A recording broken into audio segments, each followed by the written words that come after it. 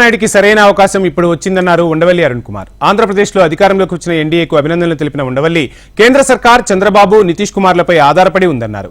ఇప్పటికైనా రాష్ట్రానికి రావాల్సిన అంశాలపై కేంద్రం దగ్గర ఫైట్ చేయాలని కోరారు ఉండవల్లి.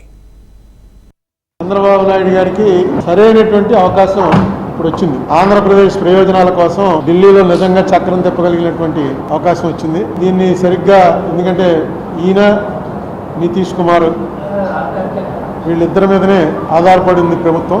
ఆంధ్రలో ఈ పరిస్థితులు వస్తాయని ఎవరు ఊహించలేదు.